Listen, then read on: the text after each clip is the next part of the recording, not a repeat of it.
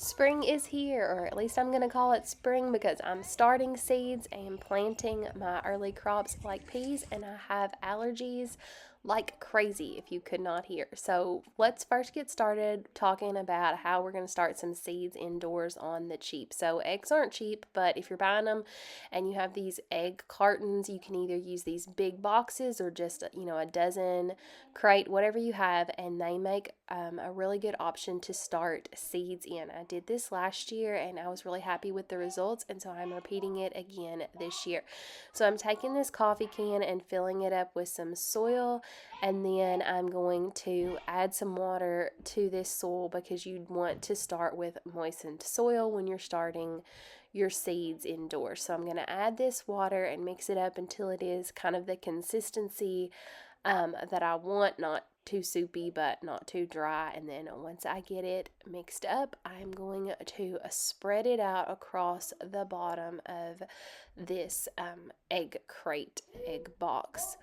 And then I'm just going to spread it all across the bottom, and then each of those little sections that held an egg are going to be like a cell in a plant tray to grow our seeds in. And I even take advantage of that space on the sides to start some in those spaces as well. The only thing I'm starting this particular day in these boxes is some snapdragon seeds, and as you will see, these are tiny little seeds. So I'm going to try a method that I saw online for spacing these out and not having as much waste, and that is that you take a toothpick and you moisten it, and then you dip it in your seeds. It picks up one seed, you drop that seed into the cell, and then you just repeat the process. But I quickly learned that I was not that patient of a person, and so I'm just going to kind of sprinkle the seeds across the top. My snapdragon seeds were not terribly expensive, and I'm not looking to grow thousands of them or anything like that.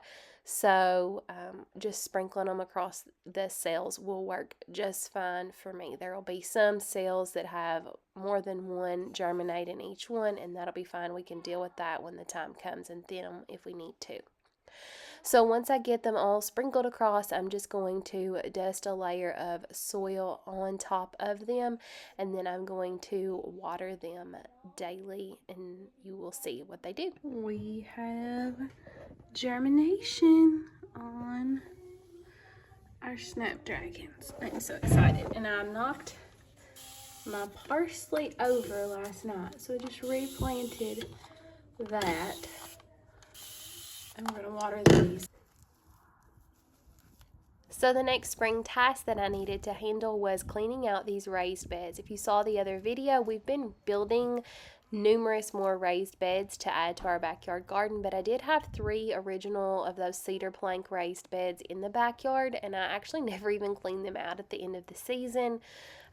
So there was quite a bit of weeds to pull and just work that needed to be done to get these 3 original beds ready to use in the upcoming season, even though we are actually going to be moving them, and I'll explain a little bit about that in a little bit. So this bed is looking lots better. This one still needs some work, but we got the worst of it pulled out. And here is my lavender in the front that I'm hoping is gonna come back. There's my lavender in the front that I'm hoping is gonna come back. And we're gonna get the rest of this cleaned out. The forks and stuff are to keep my cats out of this bed because we had not just flowers in this bed, we had like lettuces and things. Over here, the trusses, that's what's in the way there, just got delivered. Today we're 1 short, but it's supposed to come Friday, some kind of error there. And then here are 6 more raised beds for my backyard garden. So I do both. If you missed it, we posted a video on how to make these. They are super inexpensive, or at least as inexpensive as it's going to get for raised beds as far as that goes. So the planks are cedar planks, and it's 6 of them per bed, and they're a little under $4 a piece. And then we do brace them with 2x4s. We have had 3 of those.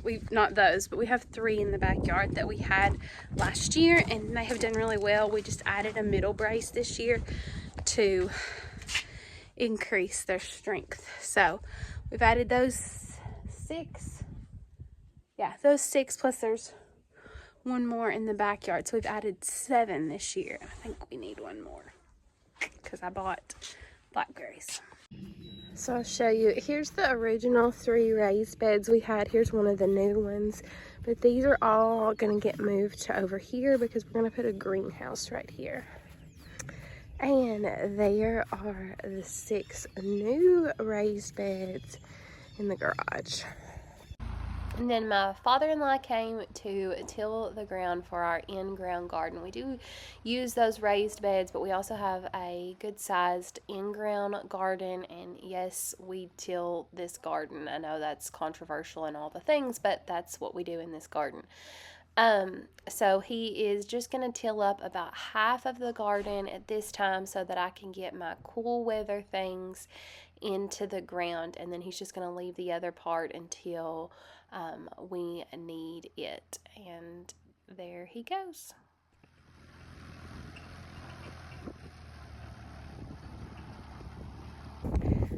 Okay, so here is our dug garden, and we've just broke about half of it for the cold weather stuff. So peas and carrots, broccoli, cabbage, and some onions, and then we'll use the other half later in the year, but there was no reason for this to get broke. So we need to go grab some more T-posts so we can set up a line.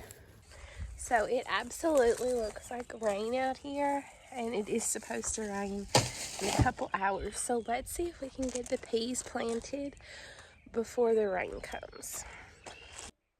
So my intention was to be a good little gardener and put up a T-post at each end of the dug garden, string a string between them so that my rows were really, really straight. But that did not happen. I did mark each row with the T-posts that you see me driving here, but I did not string them. When my kids brought me the grass string, it was little bitty sections that I would have to tie together, and I didn't feel like taking the time to go look for another string. So we have crooked rows, but crooked rows will still grow good food. I promise, I've done it before. So I got the T-post, drove here, and then I went to marking off my rows, which you will see I'm not the best at. Well, actually, at this point, here you see me getting the grass string and realizing that I'm not going to take the time to tie those strings together. So I went ahead, I had already started that when I went ahead and dug or put that T-post in the ground, and then I come in and get my hoe, and I'm going to start marking off these rows. Now, I'm going to explain this here in a minute, but this is the first time I'm trying planting these peas with the wide row method of planting instead of just dropping a single pea and then like an inch and then another pea. So I'm trying to figure out here how exactly I want to deal with these rows, and they're going to be a little wider than what you would think for a traditional pea row. These are going to be 12 to 18 inches wide, and so I'm trying to figure out the best method to get that spacing while managing the dog.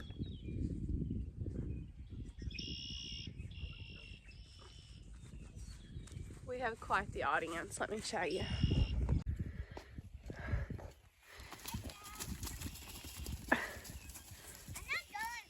Did you start her, little bub?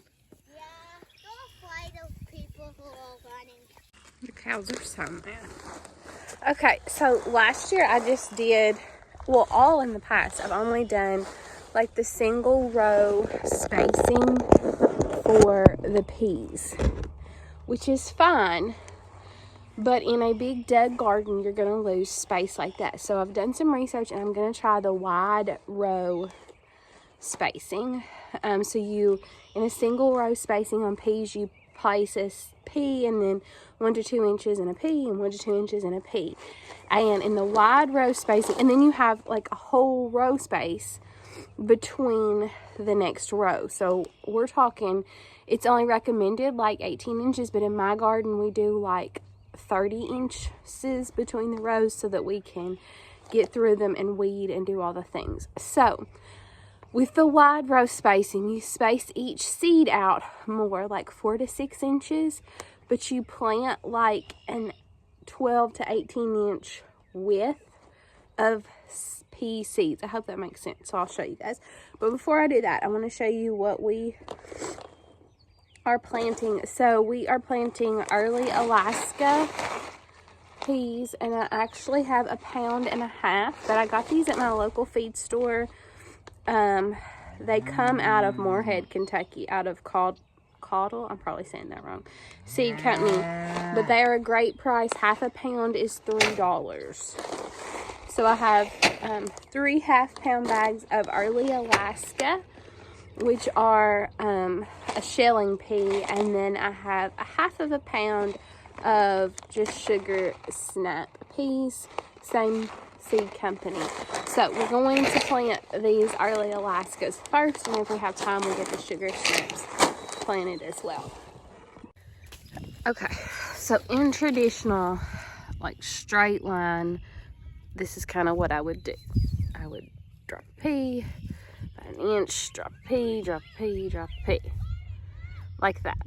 Okay, so let me see what we're gonna do with the wide row. Okay, so they're not perfect, but they're spread out over probably close to 12 inches. So they go from up here to down here, so close to 12 inches. We probably could have done it a little wider, but like I said, we've always just done the single row, so I'm gonna try this and hope I don't regret it. I do have a different plan for staking them, and I'll show you that as they grow. So let's get them covered up now. One problem that I've had with the peas in the past is that they almost want to pull themselves up out of the ground. So I'm going to try to cover them really good this year, and then also tamp them down a little bit. You see me walking across them, so I'm hoping that will help. So we've got the first row done. It didn't hardly take a 1/2 pound with that wide row method. My rows are 70 foot, but that row's a little short because there's a pile of dirt at the end to fill a raised bed. So I don't know, that row's probably about 62 foot. I don't know. Hi. Not so sure? Okay, so I'm going to try to show y'all with one hand. But here's the other row, kind of healed and tamped up. Here's the second row, and I'm hoeing it out kind of like this, but way better when I have both hands. So that kind of gives you an idea of how we're marking it to lay the seeds down for this wide row method. Okay, so this second row is looking a lot better. So it's probably closer to 18 inches across. We'll figure out this new method. Maybe it'll work, maybe it won't, but I think it is worth the try. Okay, so here is kind of how I'm doing it now that I've got this row figured out a little bit. So we've got a row right there with just 2. And so I'm going to come up and do 1, 2, 3, and then 1, 2, and then 1, 2, 3, 1, 2, kind of off in the middle, and 1, 2, 3. So a 3 and then a 2 filling in the space of that 3, and then 1, 2, 3 again, and then a 2. And then I'm just repeating that. These are probably like, each row is probably 2 inches from each other, but then each seed is probably more like 3 to It's probably more like 3 inches from each other. It may be too close, but we're gonna try. I think it'll be okay. You don't know till you try. Okay, so I ended up doing 2 rows of the shelling peas and 1 row of the other peas. I didn't plant any the rest of the day. I thought it was going to rain, but it is ended up being a beautiful day. I should probably get out there and plant the onions, but we'll see if I actually get to that or not. So thank you for joining me as I start my garden. I hope you stick around and see what all we are able to grow in the Dug garden this year, and then what we move to the raised beds this year. We've got a lot of exciting plans, and we're happy to have you along for the journey. See you guys later.